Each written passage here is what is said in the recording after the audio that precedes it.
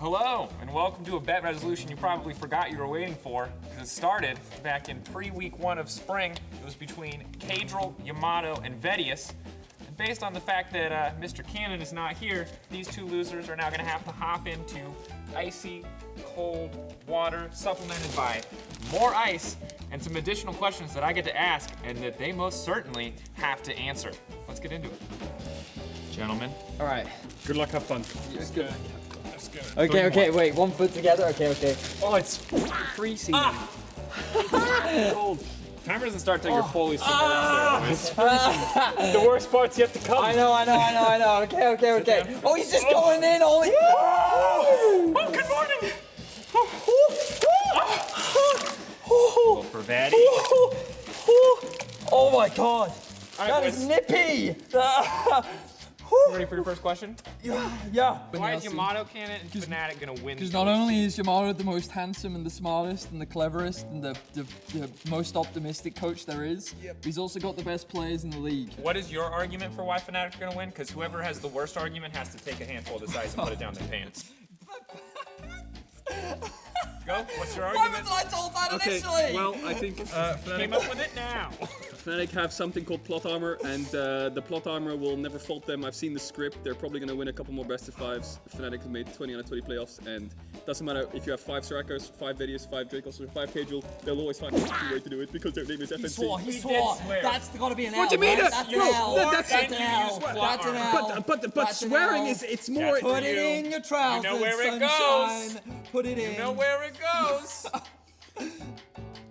This is the worst. Why am I doing this? Thank you for a real argument. Plot armor Thank you, doesn't count. thank you. That's This is for so the stupid. You're not allowed to use that. Next challenge. How long has it been? This has been like an hour, right? Now for the people, for the first time ever, you're gonna give a live performance of the chorus of Reckless with my heart. He has to do backstab betrayed. You have to Okay, do I can do backstab that. betrayal. Okay, you count him in. Okay, I don't have the tempo. 3, 2, 1. Backstab. By the one who I love most. Betrayed. How am I supposed to cope? I should be glad that we're apart when you're so reckless with my heart. Oh, word. For the wounds that you can't see. Another word. From the ashes when you left me. And when your tears are full of stacked, I know that you'll come crawling back. Dracos, if you don't feel your foot, is that a good or a bad thing? That's a bad thing, but in this case, it's a good thing. Just The don't people move it. like It'll go suffering. numb, and then you don't have to remember to do that. That's true. Wow, this ice is Why really is tasty. he sucking on ice? Because my mouth was dry. Can you shut up? you We all should. cope in different ways, You could ask for a Mark. bottle of water. Let me suck on some ice as well. See how that tastes. Okay, that's. I don't understand what's happening here.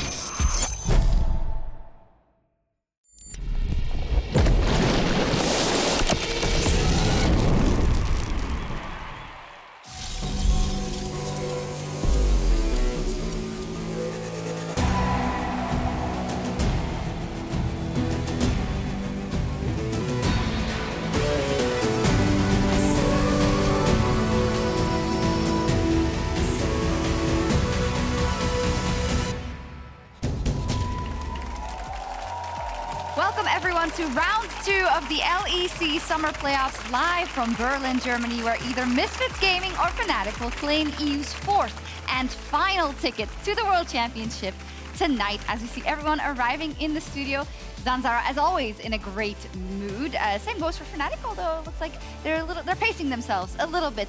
Also, a September sunny day today, which is great for our team's demeanor. Hopefully, and this is of course all leading up to the main event next weekend. For the first time in 3 years, the LEC will be going on the road for the summer finals alongside thousands of fans in Malmö.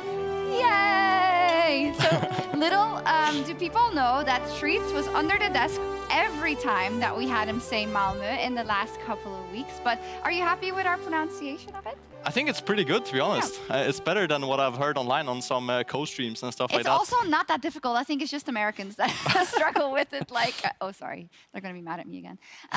Regardless, though, Treats, thank you so much for joining me together with Nymira on the desk here. It's nice that we have a Swede in the run-up to Sweden. And we have a tall person to match me.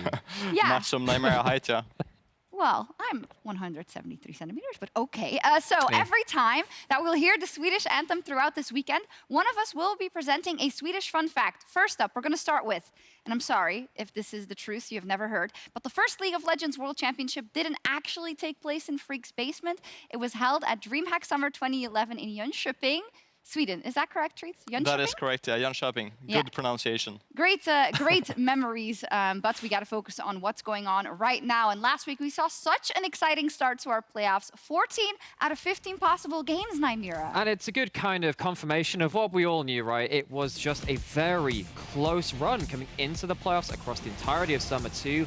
And we saw, when we got into the best of fives, very different game from the best of one. We saw that all of these teams have strengths, they have weaknesses, and they started to figure out bits and pieces about each other's teams when they went into them. Treats, yeah, you see it, right? That it was a very high-pressure situation for all of these teams. Yeah, the pressure is on, and in a best of five, it's a lot about adapting, right? And sometimes it takes a bit longer than other times, and I think that all of these teams have a lot of different picks to show, right? And I think in a best of five, especially when it goes to 5 games, you really see both teams just fighting tooth and nail. Yeah, it was G2 and Misfits were the only team that only won 4 games, but of course the reverse sweep. We're going to talk about it in just a second. But with all those results, it does mean that we now have 3 teams qualified for the World Championship: G2, Rogue, and the Mad Lions. And Nymira, of course, people could say, well, you're locked, what then? But you do really want places 1 or 2 so that you don't have to go through those plays. And there are so many ways you can phrase this, right? One thing's about momentum. You want to just have the best showing domestically so you can carry that further. The other thing is that, I mean, Mad Lions before slipped up in those plans. There are strong teams in that portion of the tournament. You would just want to give yourself the best possible chance. Don't leave it to chance. Yeah, would you rather go through them, Treats? Or? Oof, that's a, I mean, it's kind of, it's nice with some extra practice, right? But at the same time, you want to go to group stage and show that you can be one of the best teams in the world. So I think there's positives and negatives for both sides there. Definitely is, but I guess you're right. Mad Lions don't want to go through that again. We also had to say goodbye to XL.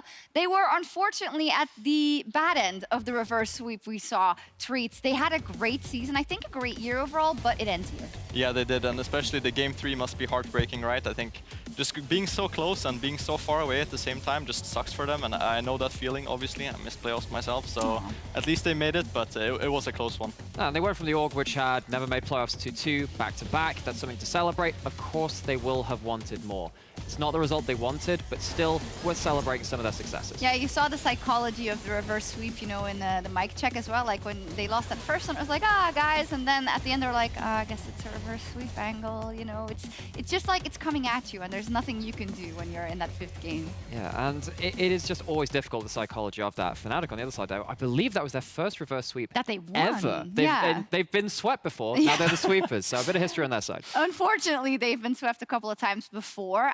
So without further ado, let's dive into today's matchup between Misfits and Fnatic. Everything is on the line. The winner secures a spot at Worlds 2022. The loser will end their year tonight. Let's start for Misfits then, Nymira. The fact that it's very much a last dance and a chance at destiny if they were able to book their ticket to Worlds. Yeah, and I think of Misfits as an organization, and they've had a fairly long history at this point. Think of their SKT quarterfinals way back when, back in 2017, whenever it was. And it's been a while since they've reached those heady heights again, getting to that stage, but they have one last shot to realize their potential again. Yeah, but they don't want to be like the last year, right? When they're so close and so far. I think heartbreaking. With it being the last dance, I think they really want to cement themselves as a Worlds team this time around and show that they can go to Worlds, right, and have a good showing. And Treats, can you give me some of the perspective of some of the players on that lineup, like in Neon, but also like in Irrelevant, VTO, and what they still want to prove? Yeah, I mean, it's definitely like they have a lot of good individual talent, right? But I think that the most impressive thing for me is how they improved as a team, and I think oftentimes it's not individuals who goes to Worlds, right? It's not a 1v9 show anymore, and I think that Misfits this split has showed that good team effort can bring them far, and obviously Worlds would be the ultimate goal for them. Yeah, I like that we don't mention that SKT series that often anymore because they've had so much to show for it, right? The rookies that they've incorporated and brought up, they have a lot to be proud of so far. And even in this year, I think of the expectations that we vaguely had for this team. Yeah. We're thinking, okay, maybe they'll get something together, but then top 3 in regular season in spring, getting through into a powerful spot in Summer 2, even though they lost that series, the expectations have very much changed for this org through 2022. And a chance still to qualify for Worlds, but they're up against Fnatic, and we do talk about the plot armor for the organization of Fnatic. I mean, in do-or-die situations, Treats, you just can never count them out, it seems. Yeah, you really can't. I mean, I think it just comes down to experience, right? I think they have so many experienced players who've been in this situation before, and obviously they know how to make a lower bracket run happen, right? And I think that with 3 wins in a row now in the series against XL, I think they're coming in with a lot of momentum. And that momentum is so very important. And there is precedent for lower bracket runs, for making worlds.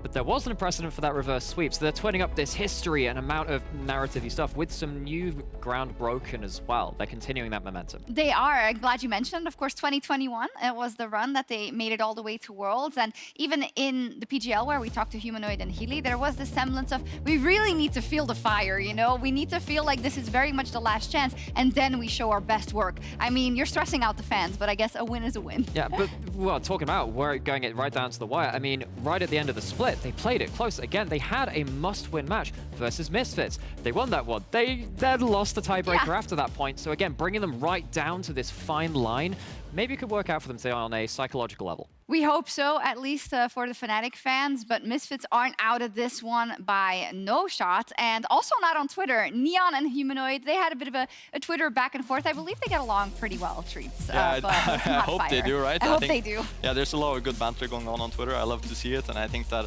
yeah, it's just 2 friends having some fun, right? And I think that Tomorrowland comment, especially, it's chef's kiss. Yeah, it is a chef's kiss. Treats, have you ever been in a situation where you get tweeted something before the series by someone like you don't like or that you don't get along with?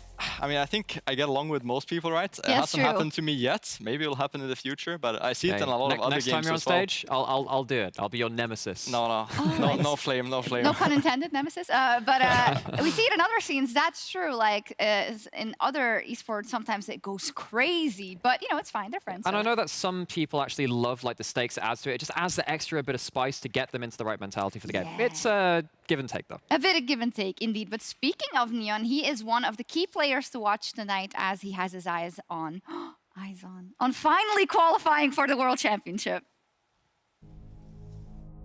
I was always joining the team that's like on the bottom of the league, struggling. I was the guy who was like supposed to come in and fix it, but back then I wasn't good enough. Like I had potential, but I wasn't the player to like fix the entire team. That's what kind of hurt my reputation in the start. Like I was always just there, but never like really winning.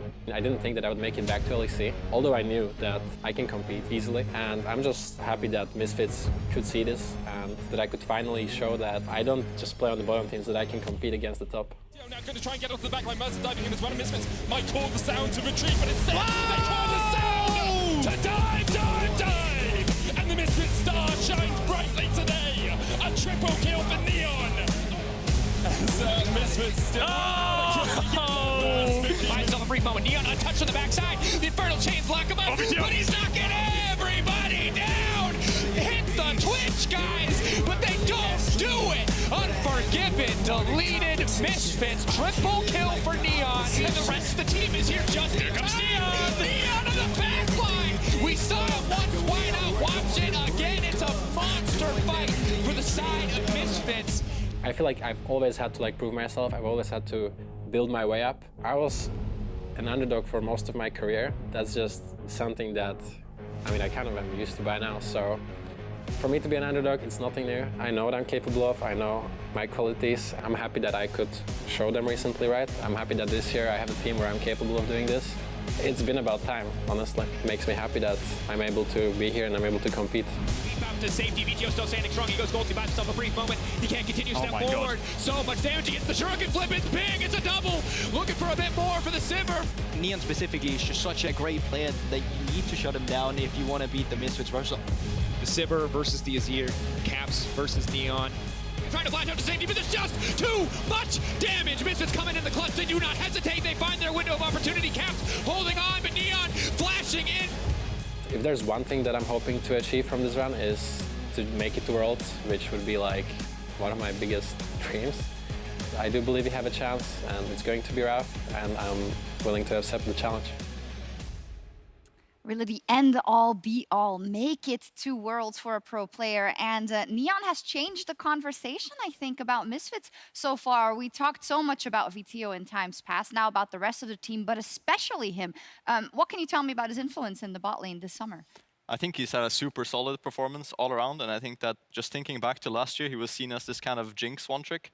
he was having some very solid performances on the Jinx, but now adding the Sivir, adding the Zeri, I think it just provides another carry for Misfits, which they really needed. Definitely so. We will look forward to if he can make it to Worlds, but he'll be instrumental together with Upset on the other side in terms of how these two teams like to play each other, right? Because both of these teams have gone towards heavy frontline, which allow these two to just go all guns blazing. And when you are playing this style, you need to understand that your AD carry needs to be doing damage because you're putting so much on them. And they have done so far. I think that the AD carry performances we've had in the playoffs as a whole have been incredibly high level across the board, but these two first and foremost. Nymira, you didn't say it now, but you've told me in rehearsal as well that you actually think that Misfits just had a tough matchup into G2 and it could look different today. Yeah, I think that there are a few people that might be looking a little bit down on Misfits coming into this one because they were the team that were in that 3-1. Maybe there are some lesser expectations there. I think that G2 was stylistically a very bad matchup for this team because G2 have a lot of their strengths just stronger. I think that their ability to team fight, their ability to just outplay and have that magic footwork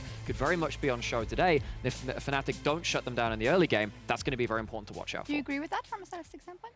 I kind of agree, but also kind of disagree. I think that Fnatic has an easier time drafting this time around against Misfits. I think they can maybe target Sanzara and his champion pool as well, and I think that it might lead to a bit of an easier early game for Fnatic. And when Misfits is behind, I think they're not the strongest team, right? I think their team fights are the best when they're even or ahead, so that's something to look out for today. Okay, definitely a focus. Now, when it comes to the draft, we've got a graphic here showing kind of the shared champion pool when it comes to patch 12, 14, and 15 treats. How much will this play into either team strength? I mean, the biggest thing that I see is that none of them play Draven or Kalista. I think that's the biggest red flag for me.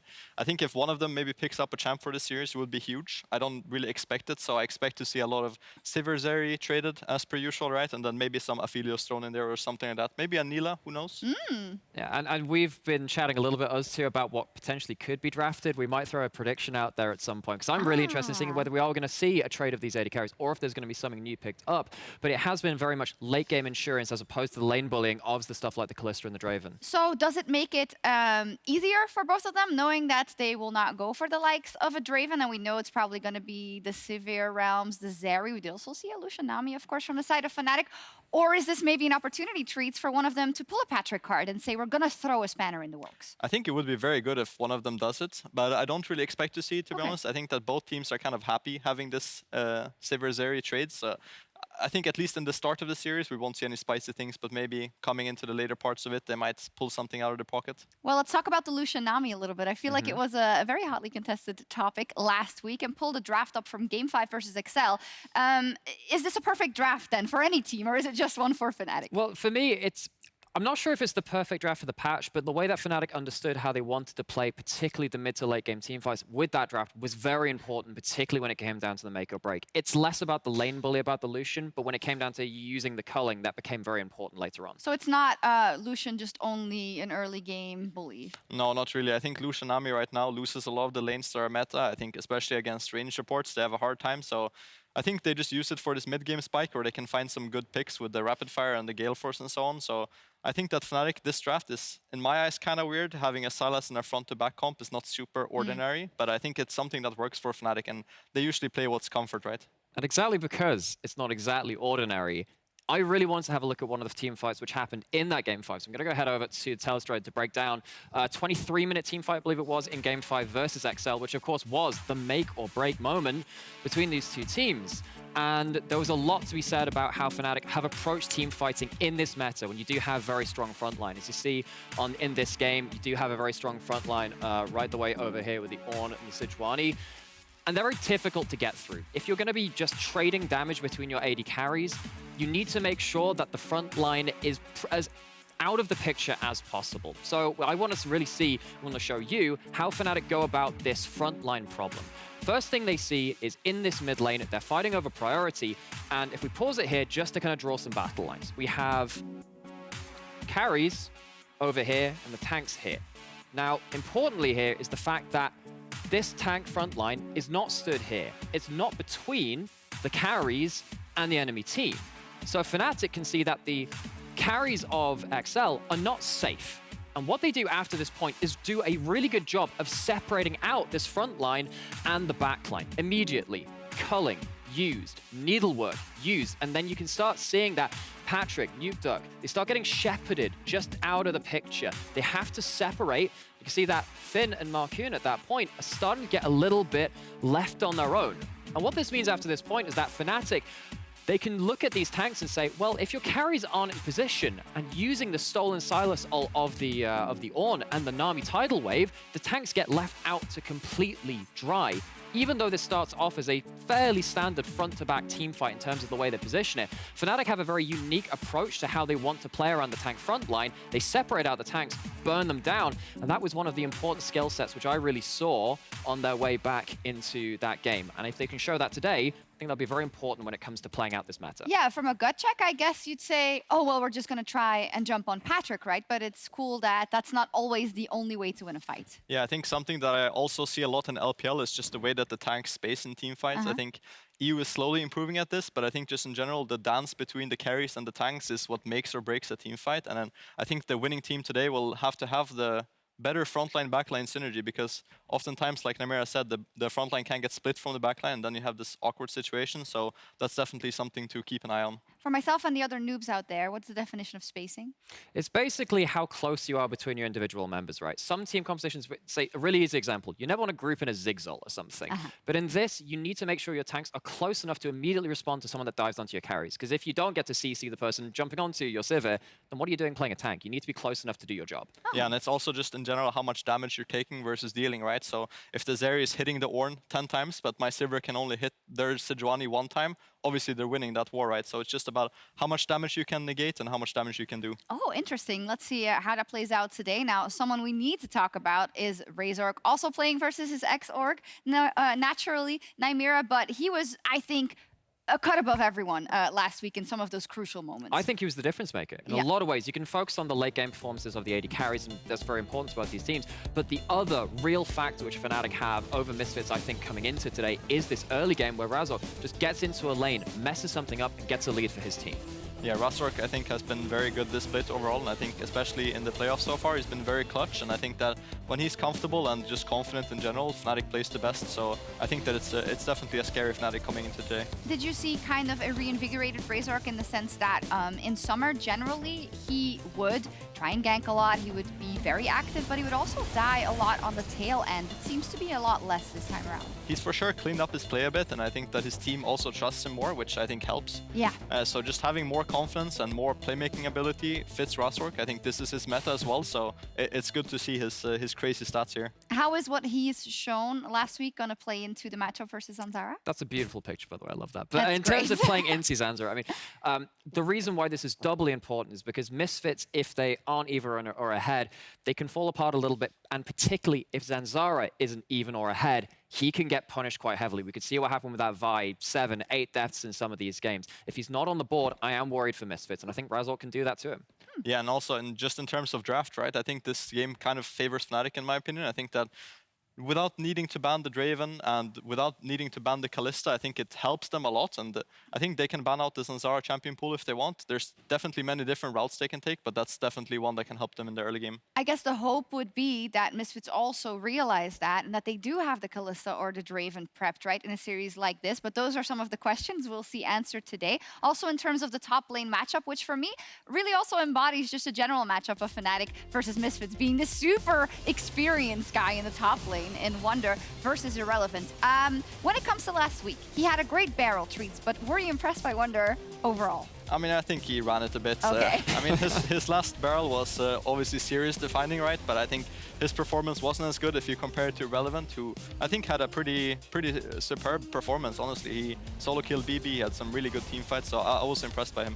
And both of these top laners, I think they really fit into what we know as the LEC top lane meta, which is just being useful as a top laner. It's not being a carry, it's not being given a lot of resources. It's just, if we leave you with less resources, you're going to bring value to the team. Odoamne is a great example of that too. But having the Gragas, having something like that Ornn as well, as you can see on screen, both of these champions will play very heavily into the draft and the way these top laners like to play. As we talk about draft and the things that certain people could pick up, does a Gragas ban, should that be on the table at all? Or? I don't think so in the start. I mean, I think maybe when Second the round, series... maybe. Yeah, something like this. I don't think banning Gragas shows a lot of confidence, to be honest.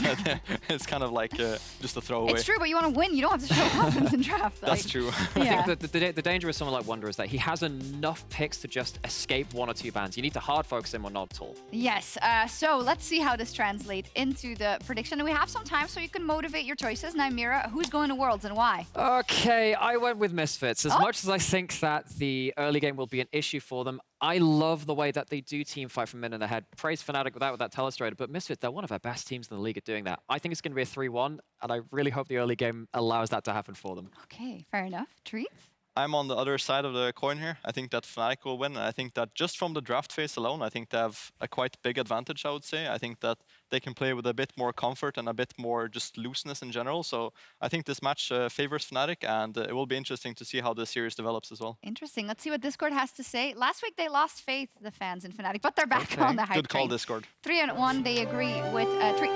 Oh, I guess it's time for another Swedish fun fact. Reckless, sorry. It's about Reckless. Do you want to read it? Swedish bot laner Reckless was the first player to secure a pentakill in the LEC final when we were in Stockholm, Sweden for the 2015 finals. That's a good fact. Sweden everywhere. Sweden That's a great fact. I think so that's impressed. the expected. And you know what? With the meta, the way it is, with the ADCs, we still got in Another the penta. running. Maybe another penta. We'll see. Well, the fight for Malmö and Worlds continues. Misfits or Fnatic, one team will lock their spot to the World Championship and keep their Malmö dreams alive. One team's season ends empty-handed tonight. The LEC Playoffs Round 2 starts right now.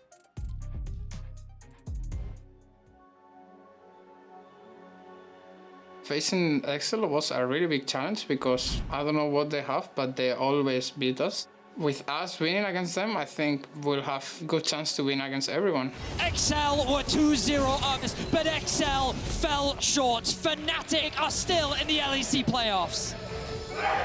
When we are in a situation that is do or die, until we didn't feel like, oh, if we lose one more game, we are out. What's happening? What? The Fnatic keep the series. After we won the 3rd game, we are like, okay, this is ours. Even though we are in a tough position, we get like the adrenaline boost.